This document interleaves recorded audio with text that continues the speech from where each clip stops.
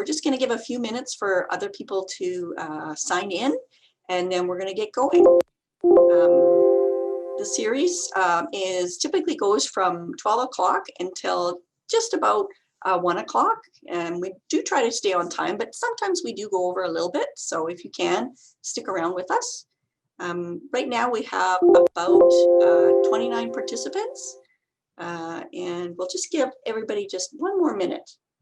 It's 12:01, so this is usually when most people sign on, is just right at 12:01. At least we've learned that from our last two sessions. The NSWA Speaker Series. My name is Leah Kongsrude. I'm the Executive Director for the North Saskatchewan Watershed Alliance. So every Tuesday in November, we have been hosting webinars that kind of highlight watershed projects in the North Saskatchewan watershed. To date, we've had over 90 people attend the webinars, which is awesome. So if you know anybody who might be interested in attending, please pass it on. Although we've had 90 people attend so far, we have 120 people signed up. So both are great numbers, and we're really happy to have you here. So just some housekeeping to begin with. So please, if you're not presenting, please turn off your video and keep your microphone muted. That really just helps us with, one, kind of reducing our bandwidth, and also just so we can hear the speakers. If you would like to ask a question though, please just use the chat feature. So if you're using Zoom for the first time, all you have to do is scroll down to the bottom of the page, and a little icon will pop up that says chat. And if you click on that, it'll open up a new box and you'll be able to type in your question. Questions will be addressed at the end of each presentation, as long as we have time. We have been pretty lucky so far. I've been able to answer, 1 or 2 questions per speaker. And if you want, you can always come back to the presentations. They will be posted on our website, nswa.ab.ca. The PowerPoints will be there, and we are hoping to have the actual video posted on a YouTube channel very soon. So that kind of lets you know as well, is that we will be recording this session, so we can share it with others. So NSWA is celebrating our 20th anniversary this year. And the theme for this year's forum and the speaker series is about 20 years of partnerships in watershed planning. In 2000, NSWA became a registered nonprofit. And in 2015, we were designated as a Watershed Planning and Advisory Council by the province of Alberta. So 20 years of environmental excellence, or watershed planning excellence, really could not have been accomplished without our partners and our collaborative partnerships. So to highlight these partnerships, NSWA asked some of our key stakeholders why working with NSWA on watershed issues was important to them. So right now I'd like to share with you just a short 2-minute video that we made with our key stakeholders on this topic. Okay.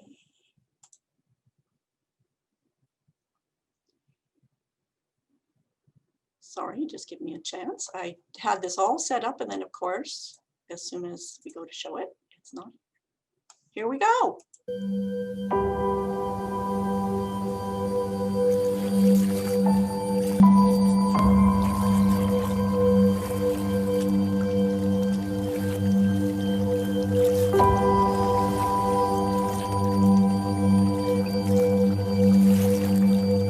Water is the lifeblood of our land, whether it is for industrial use, agriculture, recreation, or just safe, sustainable drinking water. And it's important that we, through groups like NSWA, do our best to manage those for all the stakeholders that live and play along this river. The river is integral for aquatic ecosystem health. Without a healthy river, fish and other real key species are going to be suffering. If we don't care for watersheds, then we can't expect all those other benefits. We rely on the scientists and people that have the knowledge, the background as to what are the best practices for our river and our lakes. We all are part of a watershed. So we have to be very aware moving forward of the actions of the everyday resident, but also the businesses and the stakeholders that are within the communities of the watershed. We use the water, but we also have an impact on the water, so we have some responsibility on the river and the watershed itself. Of course, as a water utility, even before it reaches the intake of the water treatment plants, we want to make sure that we have the best water possible. It'd be hard to do that without an organization like the NSWA. Personally, I feel like every time I take a drink of water, I'm grateful for their work. I would say to anybody, please do get involved. We all need to be coming together to do our part. You will learn lots. You will meet some incredible people that are dedicated. It strives to provide that science-based knowledge that helps us make good decisions within the watershed. And that's truly important if we want to make an appropriate use of this water.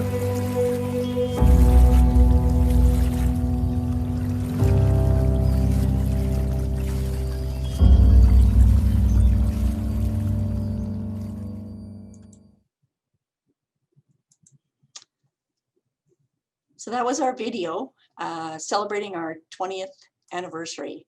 And big thank you to our collaborative partners for contributing their time for that video. So today, we have two presenters from two of our great collaborative partnerships, one from ALUS and one from Lafarge. And they're going to be talking about on-the-ground projects. So before projects on the ground can happen here at NSWA, we have to go through a bit of paperwork. So I thought I'd just kind of give you a quick overview of kind of how we come up with some of our on-the-ground projects. So in 2005, as I said, we were made a designated Watershed Planning and Advisory Council. And that really came from the Water for Life strategy that the government of Alberta had put together in 2003. And one of the things the province does suggest is there's a watershed planning framework that we follow. And the first thing that we did in 2005 was actually do a State of the North Saskatchewan Watershed Report. It basically tells you what we know about our watershed and what we don't know about our watershed. And as I said, it was completed in 2005. And from 2005 until about 2012, we spent a lot of time collecting information that we didn't have a lot of information on. So we addressed those data gaps. And then in 2012, we created this integrated watershed management plan, which basically took all that information, and then it says, what do we need to do about important watershed areas or indicators, and who will we partner with to get it done? So that's really when the rubber hits the road and when actions start to happen. So these are just a few examples of on-the-ground projects that NSWA has been involved in. Some of them are related to planting riparian areas adjacent to water bodies. Some of them are about off-watering systems, or on the bottom left, you'll see us holding a workshop on beaver management. So these are some of the on-the-ground projects that we do. But today, we'd really like to share with you on-the-ground projects from two of our partners. So today we're going to have a presentation from ALUS Canada and Chris Elder on ALUS projects in the county of Vermilion River. And we're going to have a presentation from Bill Gowdy from Lafarge on biodiversity programs in the North Saskatchewan River Basin. So as I let Chris set up his presentation, I'm going to give you a little bit of information about Chris. So Chris has been with the ALUS program and a coordinator at the County of Vermilion River since 2015. And in his role, he provides technical and financial support to local agricultural producers to develop, implement, and manage environmental stewardship projects on their land. Chris has a Bachelor of Applied Science from Lakeland College and is on the Vermilion River Watershed Alliance Board of Directors. And with that, Chris, I'm going to let you take it away. All right. Thanks very much, Leah. And thank you for asking me to do this. And thank you, all of you out there on Zoom, for joining us for this as well today. So yeah, I'm going to move this a little bit. I'm going to talk today about kind of focusing on the partnerships in the County of Vermilion River with the ALUS program. We've done a lot of work with NSWA through the Vermilion River Watershed Alliance sub-watershed group. And so, and we have a lot of other partners that have been part of that too. So I'll sort of talk about some of the things we do on the ground from the lens of our collaborative partnerships there. So see. Oh, there we go. Yeah, so so I'll talk a little bit about ALUS just to give it a bit of an introduction. So if you're not familiar with the program, you can see that. And I will also talk about the partnerships, some of our project collaborations, and then a few other projects at the end. Before I get into that, we are also celebrating an anniversary. We're halfway to NSWA. We're celebrating our 10th year in the County of Vermilion River as the ALUS program.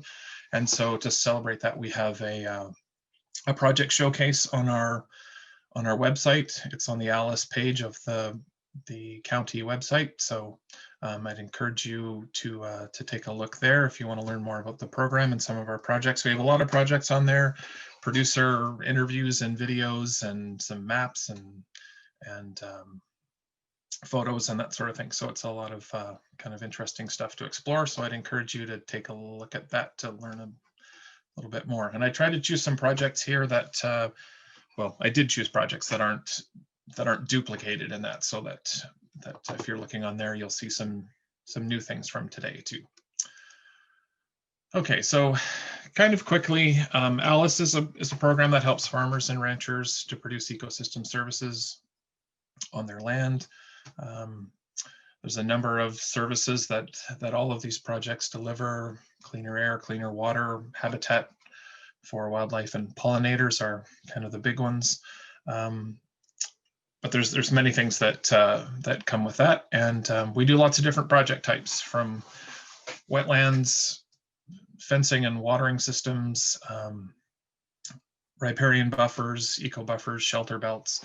We do lots of different things, and basically, if a landowner comes to us with an idea, then we'll look at it, and if it's ecologically beneficial, then it's something we'll try to see if we can support them in. And there's two things about ALUS that I think make it kind of unique. One is that it's community delivered. So every community has a partnership advisory committee that's local to its program. So I think everybody has some municipal government representatives. There's could also be provincial or federal agencies that sit on those groups, industry, and then other environmental groups like Cows and Fish is a pretty common one for most of the groups. And then 50% of that pack is actually made up of farmers from the community. So there's a high level of farmer input to the program and the project. So that group helps with program guidance, strategic planning, and the priorities that we have going forward. And they look at all the projects and give input and approve all of the projects that come forward. So it's a really important part of the program. The other thing that's unique is that in addition to providing support to establish the projects, ALUS provides a per acre annual payment to recognize and support managing and maintaining the ecosystem services on the project. And so that's a really nice benefit of ALUS, that there is an ongoing support payment for those things. And what we find with the way it's set up is when we work with partners that do bring funding to the table, that means we can often use their funding to help with the establishment part of the project, and then we can pay for the annual payment, and then that helps to stretch our budget and allow us to do more projects too. Okay, so really quickly, ALUS in Alberta, there's 15 programs currently. We added 2 new ones, Big Lakes and Two Hills this year, and they're all in municipalities, and there's 6 of those programs that are actually in the NSWA. So in Vermilion River, we're kind of projects are spread throughout the county, and right now we're at 41 participants with 56 agreements, and so that means that people are coming back and doing subsequent projects. after their initial one, which is it's growing from the inside as well. And then we're just under 3,300 acres. So when we look at our partnerships, the center, our most important partnership is the one with the producers. We're there to support and partner with them, and their ideas, they bring them forward and establish them and manage them. So they're kind of at the center of that. But then there's a number of other partnerships around the outside of that, so, or that support that as well. So we have the administration through the counties that administer the programs, and then that PAC that helps to guide and direct the program. There's project funders that provide the funding for on-the-ground projects, and they come from a variety of sources, private and government grants, and that can either come through ALUS Canada as they bring in funding, or the municipalities or the municipalities can do their grant applications as well and bring in funding support that way. There's also been some program support over the years. I guess the biggest of both of those, project and program, has been the Weston Foundation. Has been our major supporter for several years now going forward. But from a program support, we've had grants at the national level for developing things like our online database and communications materials, national communications materials and outreach. And then we have our project partners, and that's the on the ground element where we some of them bring funding to the table, but I think more importantly, it's the collaboration and the technical knowledge and working together to really bring as many resources as possible to the producers, so that their projects can be as successful as they can, because we have this great wealth of partners that bring resources to the producers. Just to break that down a little bit, those collaborations, we've had so in the county of Vermilion River alone, the VRWA through their restoration program, we've done 14 projects in the county, which is amazing, and we've worked together on all of those projects, which is a really cool opportunity. And Cows and Fish has come along in most of those cases, and a few more to do riparian health inventories and provide not just the data resource, but also the management resource and recommendations with that. We've done 4 projects in the county with Oz Tree Planting, that's Agroforestry and Woodlot Extension Society, and so we've done tree planting projects with them, and then some of these. So Ducks Unlimited, we haven't worked directly and collaborated directly with them, but we've worked around their project. So they've had a project in, and we've done extra enhancements around that project. So we've kind of worked together again to benefit the producer. So I will, I'll jump into some projects here. So we have sort of arranged them in ascending order of complexity and collaborative effort, and also different ways that people come to the program. So this first one was a fairly simple one. It was a producer who was interested in ALUS, and at the time there was also the opportunity to apply at VRWA. So I suggested that and brought the Watershed in as well. So we got applications to both programs and support from both programs. So it's a fairly small project, relatively, 6 acres. It's a seasonal wetland that was fenced out to give relief from cattle pressure and just see what natural rest and recovery will do. We've talked about maybe doing some plantings in the future, but we're going to just kind of wait and see, give it 5 years of recovery and see where we're at and what we might need to do there. so you can see that this was continuously grazed, and there was definitely some impacts there. And so that was back in 2016 before the project. The fence went in 2018. So this is the project on the the picture on the right is a little less than a year, and so we've already seen some recovery in the vegetation, and we'll kind of look forward to see what, how that continues.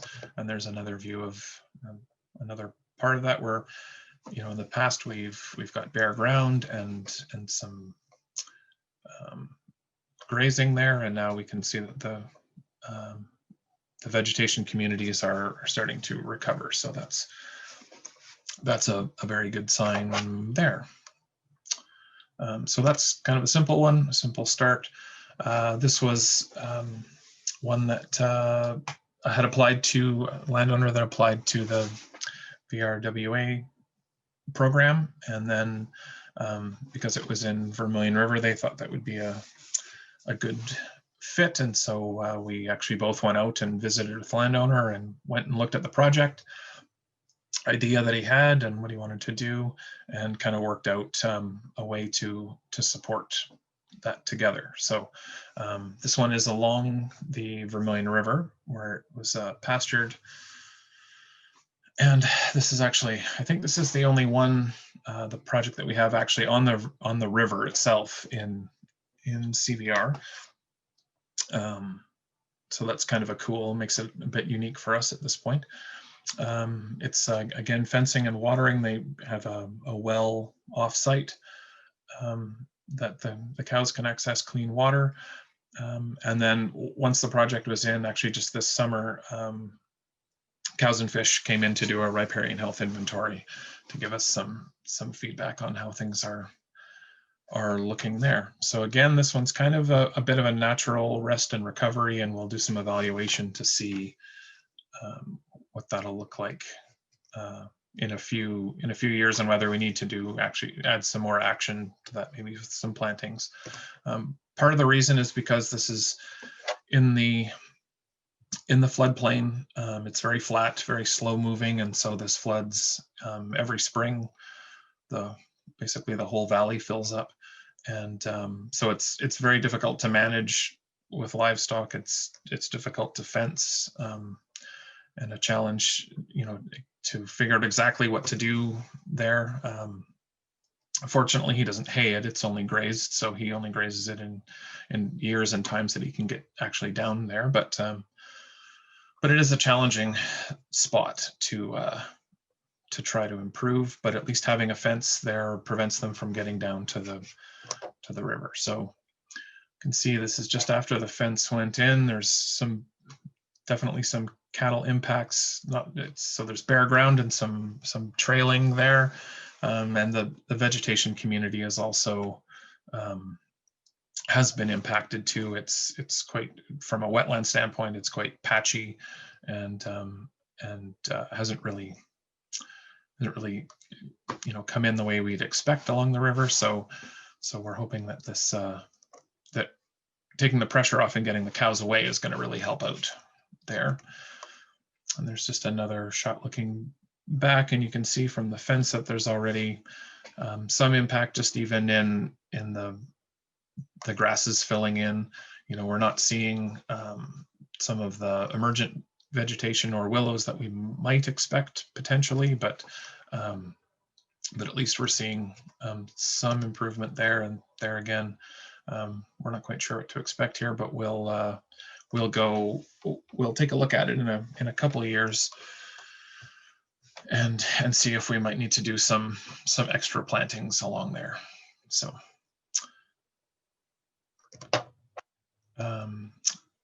there's actually kind of two sections to this. So the west side of this, there's a bush in between, and this side was a little better to begin with, a little bit more willow coverage there. But it has started to regenerate, and we're seeing some new willow growth and some of those aquatic vegetation communities coming in. So this side, we're quite optimistic with this side, how it's looking to this point. So well, often with these, it's just a matter of time and seeing how the community responds. So I'm kind of hopeful that it's going to work out well here.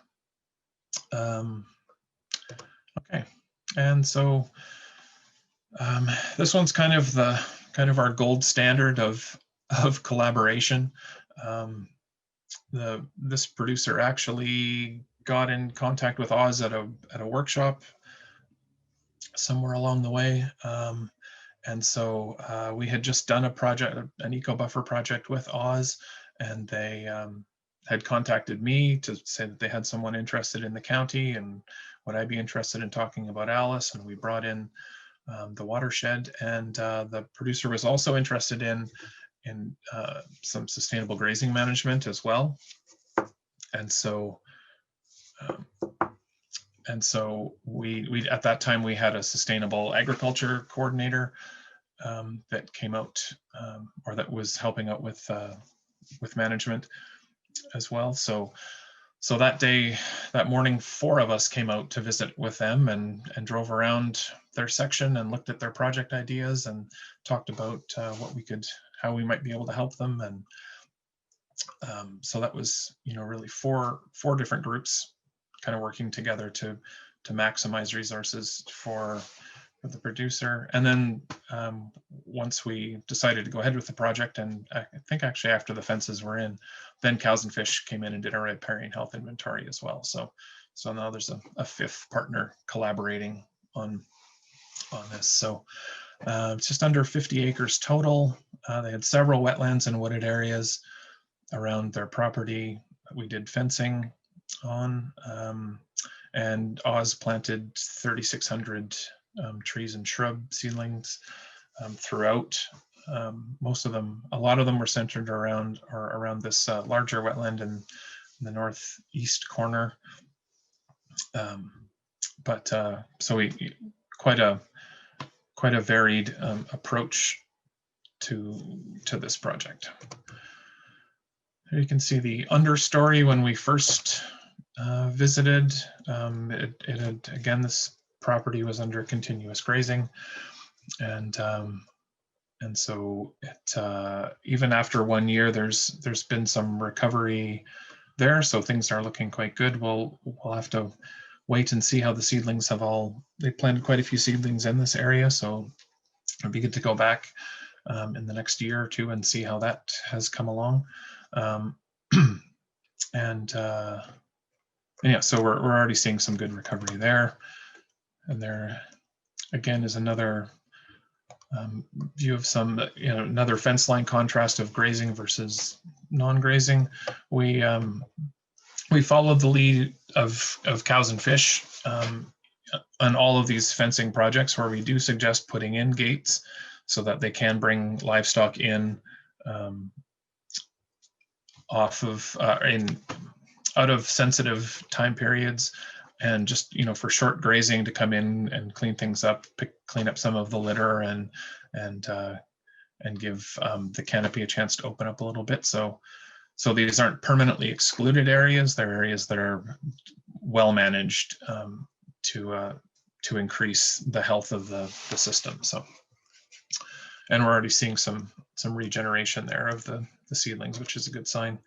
This is one of their little corner ones that they fenced out, that the willows were heavily grazed and starting to mushroom even at that stage, and we can see that there's some good recovery happening even after a year there.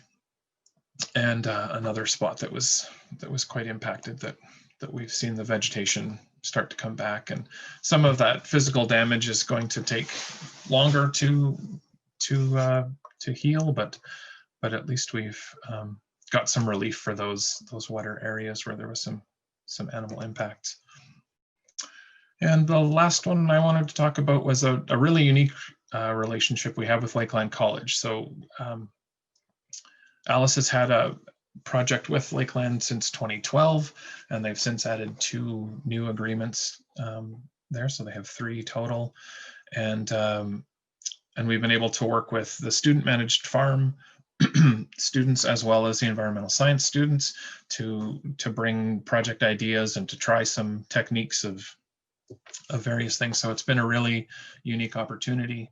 And we've had the opportunity to also bring in VRWA to help with some of the input and some of the funding, and Cows and Fish to do a riparian health assessment on this area. So you can see the impact of just getting the livestock off of those wet areas, and we're expecting to see some really good recovery there.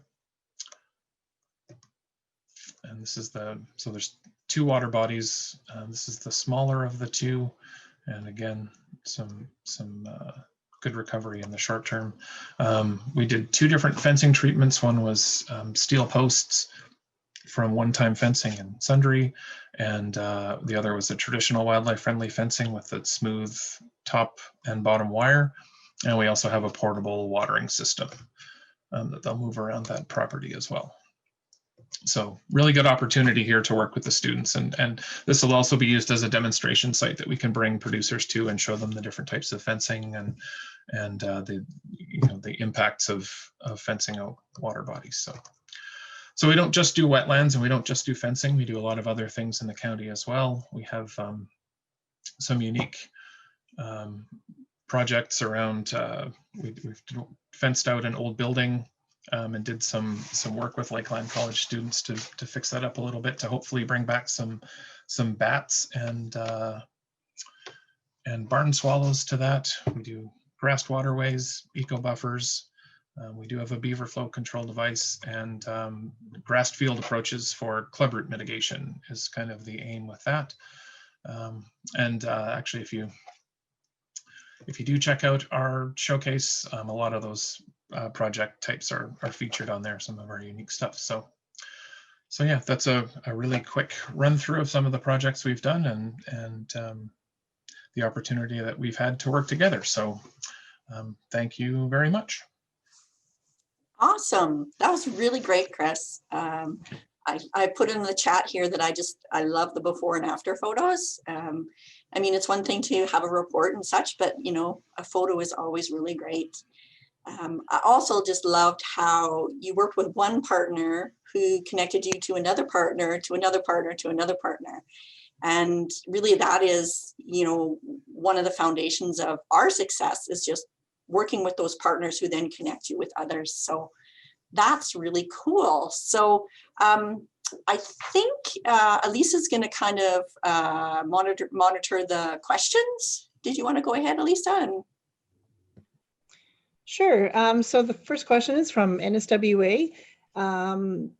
Leah mentioned that she loves the before and after photos. And do you do plant assessments each year to monitor the changes over time?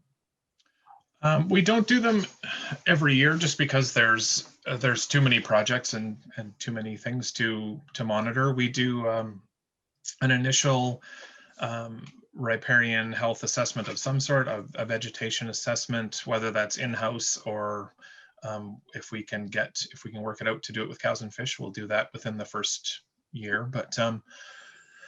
But we will then go back at least every 5 years when we renew an agreement, and then try to get to every project somewhere in that 1 to 5 year in the middle, just to kind of see. But it's too big of a chunk now to do every project every year to monitor it.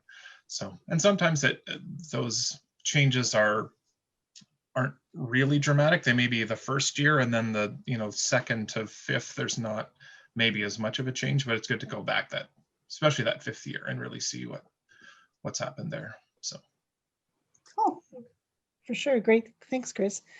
And so we have a question from Mary Ellen, and she asks sort of a multi-section question.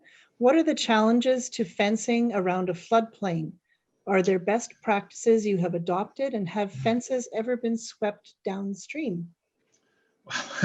Well, that's definitely the biggest challenge of fencing a floodplain. It's ideally we'd want to fence at the top and not even go down into the floodplain, because there is that risk. I think it's this particular one is slow moving enough that it hasn't washed away, but there is certainly that risk, and it's a challenge doing anything there, at least with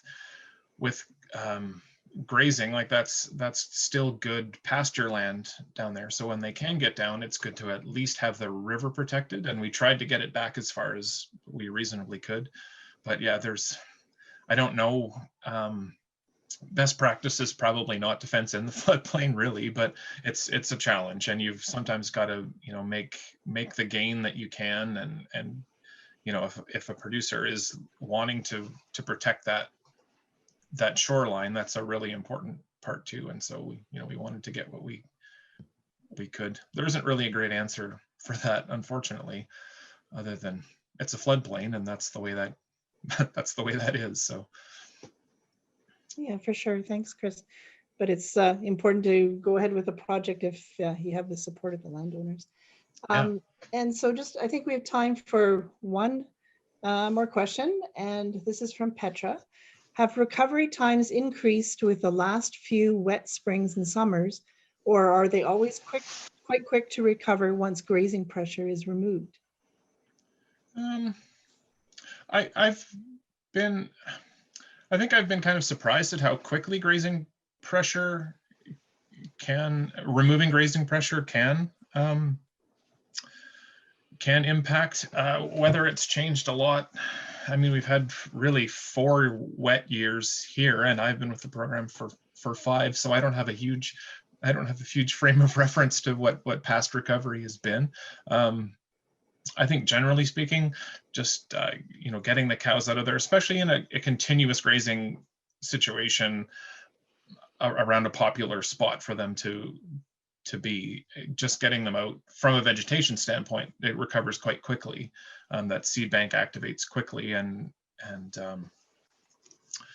you get a good response from a physical standpoint, the pugging and hummocking, and the trailing and those kind of things. You know, that's a longer term situation either way. So, you know, but from vegetation, I don't know if these last years have been necessarily quicker, but it's certainly good to see that we're getting quick recovery. Awesome. Well, thanks, Chris. I mean, you're very welcome. There are some more questions. We'd love to go on, but we do have to give Bill a little bit of time. So thanks again. And Chris does have, you know, his information on his slides if you do want to chat with him. So. Absolutely. So our next presentation is from Bill Gowdy from Lafarge, Canada, on Lafarge biodiversity programs in the North Saskatchewan Basin. So I'm going to stop sharing and let Bill set up his camera or his presentation, and then give a little bit of information about Bill. So Bill is currently the Environmental and Public Affairs Manager for Northern Alberta and Northern Saskatchewan region for Lafarge Canada Incorporated. He oversees environmental compliance, environmental monitoring programs, regulatory approvals, and biodiversity and community engagement. That's a lot of jobs there, Bill. So he's a graduate of Queen's University and Sir Sandford Fleming College in geology. And he's worked for 30 years in geology and in environmental fields in Canada, US, Central America, and Indonesia. He also currently chairs the advisory committee for the geology and geoenvironmental programs for Northern Alberta Institute of Technology, and is on a number of community and provincial sand and gravel committees. So Bill, take it away. Okay, well, thank you for having me. I'll go into a couple of our biodiversity programs that we've had going for a little while. These are all voluntary. They're not part of our regulatory requirements. We do these over and above what's required by the provincial or municipal authorities. And we do it because we have fun with it. It gets our employees involved. We've had junior forest warden groups out, public schools, colleges, conservation associations. Some people from the NSWA have been out as well, and also gives us a chance to engage the public around our operations. So I'm going to talk about 2 projects today. They're sand and gravel operations and wash plants, so mining of sand and gravel. And a wash plant, we actually do wash gravel. That's to upgrade the quality for higher end uses such as concrete and for asphalt purposes. So we've run these programs for about 11 years now. We do have Wildlife Habitat Council certification for our biodiversity projects. We've achieved a gold level standard. The WHC is an organization out of the US, but they do certify projects globally. On the right here is a northern saw-whet owl. It's about 3 weeks old. And if you can see its right leg there, it's sporting a little extra jewelry. So this is a band that we've got on a little saw-whet owl chick. So here's the location of our two projects that I'm talking about. The Barrymore Pit is situated right on the North Saskatchewan River down near Drayton Valley. The Onaway Wash Plant is on Clinny Creek, which flows into the Sturgeon River, a sub-basin of the North Saskatchewan. So we kind of started the projects a little slow, and then we added more and more components to the projects as we went along. So the Barrymore gravel pit, the operations people first spotted bald eagles out at the pit. So we commenced with that, and then we started tackling other types of projects. We engaged a biologist, so Strix Ecological works with us out of Coalfield, Chuck Priestley, and he's absolutely incredible. He's been great to work with over the last decade on these projects. So we've got daytime surveys, nocturnal surveys, nighttime surveys, and then we went into fall saw-whet owl banding, doing nest boxes for owls, kestrels, and I'll talk a little bit more about where we're heading with this project in a while. The other area, the Onaway Wash Plant up on Clinny Creek, bats we recognize as an important species there. So that's where we commenced with our project at Onaway. So we first directed bat boxes. We were moved into acoustic monitoring, summer trapping of bats, and then we upgraded the apartment up to apartments from the bat boxes there. So here's an aerial of the Barrymore gravel pit. It's an important wildlife corridor right along the North Saskatchewan River. The big white area is aggregate piles there, which are being shipped out to market. And the whole area that's sort of farmland there is where the gravel deposit actually is. To the right, there's a couple of ponds. You'll see that area has all been mined out. So that's in the reclamation phase at this juncture. There's a lot of grasses growing, and it's almost like a buffet. The mule deer go in there on a regular basis. It's not unusual to see 30 of them in there. So they like the new growth and food source from that standpoint. Down along the south side of the pit, there's a series of trees. I'll talk about that a little bit later. We've established a wildlife camera right on the south side of the pit there. And I'll show you some information on that later. On the left, that's an adult saw-whet owl there. So the Onaway Wash Plant, bats was the big thing. This plant has operated since the 1950s. And again, that's an aggregate washing operation. There's a series of settling ponds where the sediment from the gravel is basically settled out. We've got a couple of different initiatives. There's wildlife monitoring research that we do at each of these locations.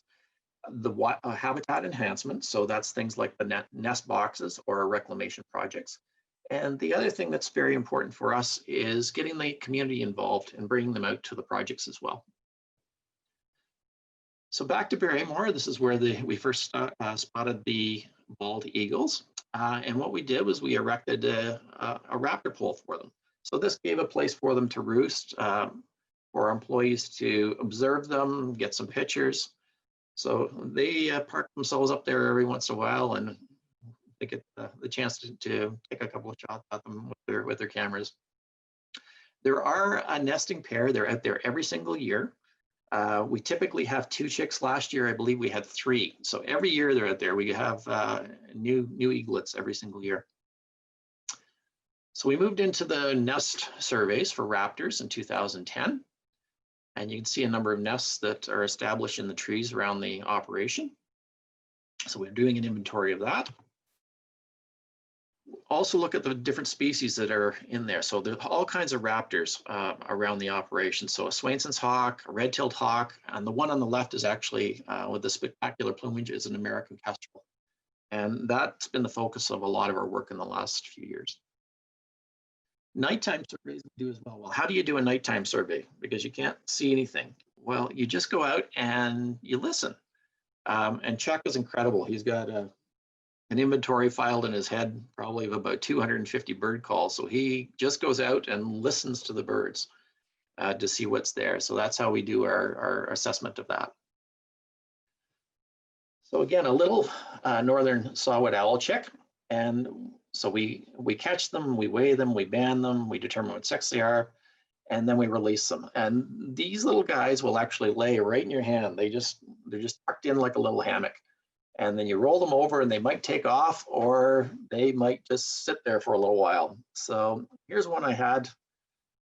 And you roll him over. Well, he decided to stay on my hand for a little while before taking off. And then after a little while, I felt a warm, wet sensation, which probably means we should have weighed him again, because I think he left about a quarter of an owl behind with it before he took off, left me a little present there. And I'll just show you a little video here of one of the saw-whets that sits in your hands. And again, they might leave right away, or they could just park themselves before moving on. But they're funny little birds. They just sort of take in the whole situation. They're can be very, very calm. Curious little things, but they're only about 80 to 90 grams. A 90-gram saw-whet is actually a very, very big owl. And you see how big they are. Cassie's hand there, how it fits in the palm of her hand. It's not very big at all. So they're neat little critters to work with. We have so much fun with these. We've banded about 90 of these over the years. When we go out to schools, we don't necessarily, of course, have an owl, but we go in and we present on our biodiversity programs to schools as well. There is an owl that we will bring with us, not a saw-whet necessarily. But when we're talking about the saw-whets, we have to be able to sort of put it into context for the kids. Now, they can relate to something like this. Now, the crowd we're talking to today might look at a different can for scale. So with our banding, most of the owls that we catch don't have bands all on them already. So we're banding these particular owls. But I think we've had 3 to date, which have actually had some jewelry on them already. So one was one of our own that we banded a previous year. Another one was from Kalmar. And we did have a third one. When we tracked down the serial number, it was all the way from Nesbitt Park in Saskatchewan. So we caught that owl 3 years later. And as the crow flies, at 604 kilometers. Well, it's probably got a lot more mileage in there because it wouldn't have gone straight from one location to the other, but that was really neat. Up in the upper right, you'll see different colors on the feathers. This is under a black light. So this is how we actually age the owl. There's a pigment in the feathers. Now, the ones that are bright pink are feathers that have grown in this year, and that pigment breaks down with time. So feathers that are 2 years old will have just a little less color to them. So there's just a little pink in them. If they're 3 years or 4 years older, the feathers are basically white underneath a black light. So that's how we determine the ages of the owls. Now, in this case, we didn't necessarily have to do that because this was the one from Saskatchewan and it already had a band on it. And when they banded it in Nesbitt Park, it was 2 years old. So this is a 5-year-old owl that we actually caught. We've got owl nest boxes that we've established around the pit. The picture on the right is actually looking down in the nest box. So after we've taken the lid off. So you can see the first owl's hatched and the clutch of eggs here. And mom and dad have cached a little bit of food for the youngsters. Now this is going to look a little funny, but all these mice here are headless. So I guess they don't get away once they're sort of in that state. Now the owls, they hatched not all at the same time. They're hatching about every 2 days. So it takes about 2 weeks in total for the entire clutch to hatch. The oldest owl will look almost like an adult, and the youngest one will barely have any feathers. Its eyes may not be open yet. So you can tell exactly which order they hatched in because they're all at different stages of development and sizes. Now, the one drawback is if you're the youngest one, food goes flying into the nest, there's a little bit of competition, and it's pretty tough for the last ones in the clutch that hatch. In 2014, we began with nest boxes for American kestrels, and this has been a fun little program for us. We chose kestrels because the population is declining across North America. The other thing that we have is there's a paucity of data in our area. There's not many people that are actually collecting data and doing research. So the information we do, it actually feeds into a continent-wide initiative. So it's the American Kestrel Partnership and the Peregrine Fund. So our information, we pass along to them as part of this continent-wide initiative. The other thing that we're doing is we'll collect a couple of feathers from the birds. So they're doing a genetics program, again, continent-wide. So we send the feathers down to them. So that's all part of their program and study. So here's the Barrymore pit in the green, and our kestrel boxes are out in the community around the pit. Now, kestrels are a little bit territorial, so typically they'll cover an area of about a square mile, so you can't put the nest boxes necessarily one on top of the other. You have to spread them out a little bit. So here's an adult kestrel, male with a clutch of eggs. This is what they look like when they first hatch. About a week later, only a face a mother could love. It looks like it's somewhere between a chicken and a pterodactyl, kind of an ugly looking little thing with fluff on it. But 3 weeks later, all of that down is gone and they've got this spectacular plumage and very, very distinctive between the male and the female. The male on the right there with the blue and silver colorations and the female. And if you could see the beak, there's a real little hook on the end of it. It almost looks like a tooth. It's very, very prominent, and they use that for ripping and tearing their food. So we also study the productivity in our nesting boxes. So we've got 24 nesting boxes in total out there. We typically have over half of them occupied every year. Now, the productivity varies a lot. If you looked at just the eggs that hatch in it, it looks like 2019 might actually be a better year than 2018. But due to weather, climate, availability of food, starlings are also a nuisance species. You can have a nest of eggs, and starlings will actually go right into the nest box and build a nest right over top of a kestrel nest with eggs right in it. It's possible that the parents may have abandoned it. Some eggs are not fertilized. So there's always a bit of a drop off. So we study not just how many eggs we've got, but we look at how they develop over time. So a certain amount of kestrels hatch. And then of course, there's a little bit more of a drop off and how many actually manage to leave the nest. So that gives you a bit of an indication of what's happened over the last couple of years. So over 3 years, we've got about 100 kestrels that have actually made it out into the wild. One thing that's really cool for us is some of the kestrels we banded, we're starting to catch them again. So they're coming back. They're almost like a salmon. They're coming back to the same areas, not necessarily exactly the same nest boxes, but they hatch, they leave, they migrate to Central America, and they're coming back to the same area to raise their young in the following years.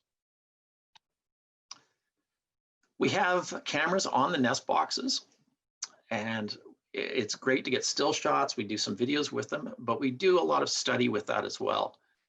So this is a male kestrel coming in, and what he's got in his mouth is actually a grasshopper. So we can see what foods they're bringing into the nest box for the young. And we can always see as well how often or how frequent or how much they're bringing in for the young. So here's a variety of prey that we've picked up on the cameras. And what's really interesting is over half of the food that's coming in is actually insects. So it's predominantly grasshoppers is a major source for them. So if there's a big bumper crop of grasshoppers, which is a hot, dry year, which was 2018, they tend to do actually quite well. So they're also important from a pest control standpoint than for farmers and crops also. If you look in the nest box, there's all kinds of, you'll have grasshopper legs and wings and things like that that you'll see after the season.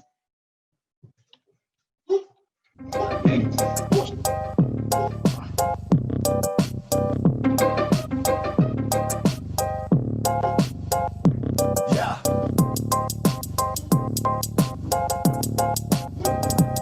Yeah.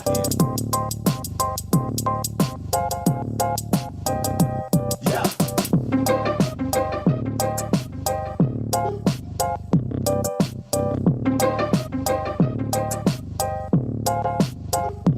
Yeah.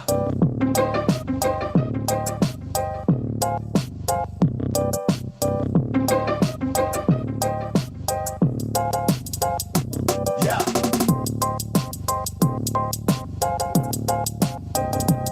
Yeah. Yeah.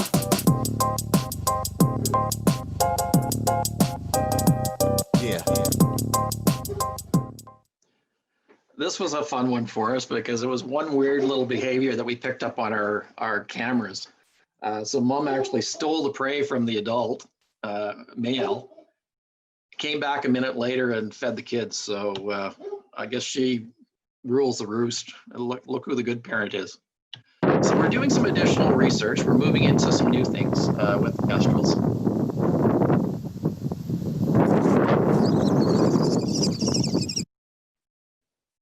We've partnered with the Alberta Conservation Association, and they joined in on our program this year. So we're learning off of each other's with a partnership. So what we did this year, we'll have to stay tuned to see what happens in the future, but the birds migrate out of our province and they go down to South America. Through the Alberta Conservation Association, we equipped 7 adults this year with GPS trackers. So we're really looking forward to getting that information and tracking the migration of the kestrels to see what they're doing. Move to Onaway, shifting gears a little bit. We do a bat trapping exercise. And this has been really interesting. We determined the sex, the age of the bats, the different types of species. I call this date night. If I tried this with my wife when we first started dating, it probably wouldn't have worked out very well. I guess the bar has gotten lowered over a few years. We've added the bat apartments to it. Now, the first couple of years, they didn't take to these. We didn't really have much for bats in them. So don't be disheartened by this. But now we're getting up to 100 bats in. And in fact, they're even starting to raise pups. So the little bats, maternal colony, they're starting to come out of that. So that's really good to see. We have bat detectors. This is from Bat Acoustics. There's a microphone. We set that up at the start of the season. And what it does is tracks the bat passes, the number of times they're going by. When we first started the bat program, we had a few hundred passes a year. Now with the bat apartments, we've got over 15,000 passes with the bats. With the bat detectors, it's kind of like dog hearing. We can't necessarily hear their echolocating, but you can also determine the species of the bats that are passing. Now we've got 5 of the 9 species in Alberta out at the Onaway Wash Plant. So that's been great to see. And bats, of course, are very important insectivores. At both operations, we undertake amphibian surveys. They're a good indicator of water quality, and it also gives us an idea of how we're doing with our reclamation projects as well. So the boreal toad, wood frogs. We've got wildlife cameras set up at the Barrymore pit. I talked about the forested area just on the south side of the pit. And I'll show you, this is a year-long video.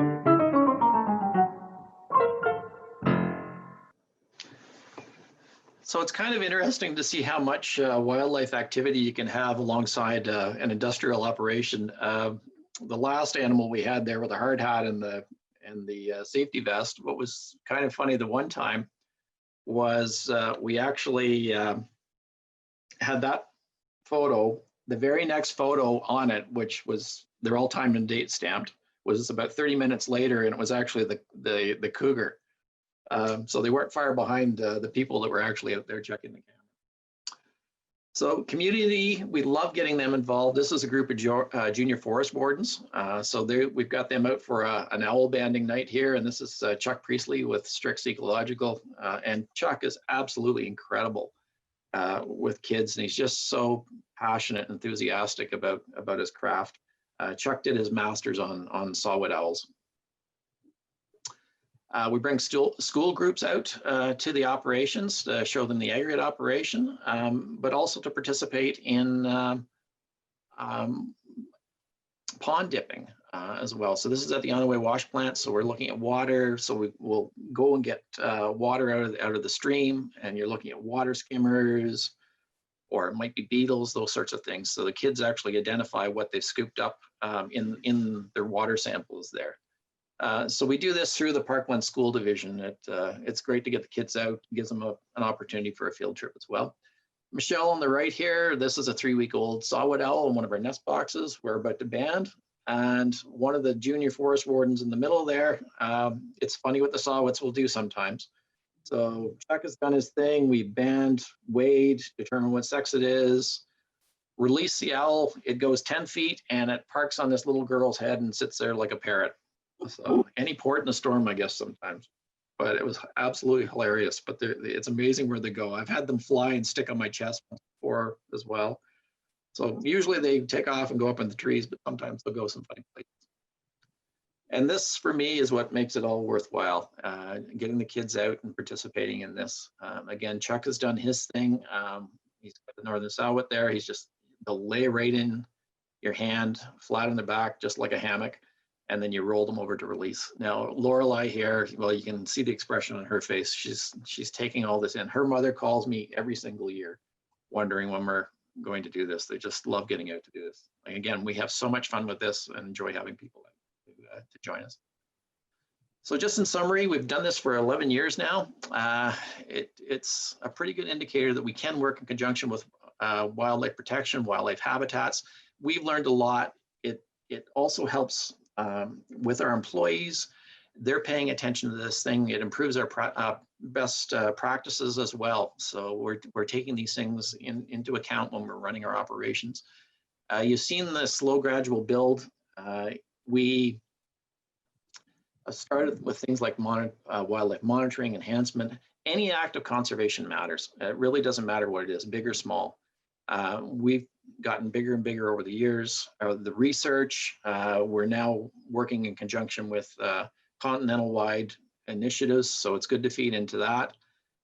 Great to have these hand-on experiences, getting people out working with us. The other thing that's really neat is farmers are coming in, people are coming out to join us, and they're taking maybe our nest box plans, or they provide us with ideas too, so we're always learning. So I want to thank the NSWA for having us and giving us this opportunity to share with everyone here. We have so much fun with it. Love to have you out sometime.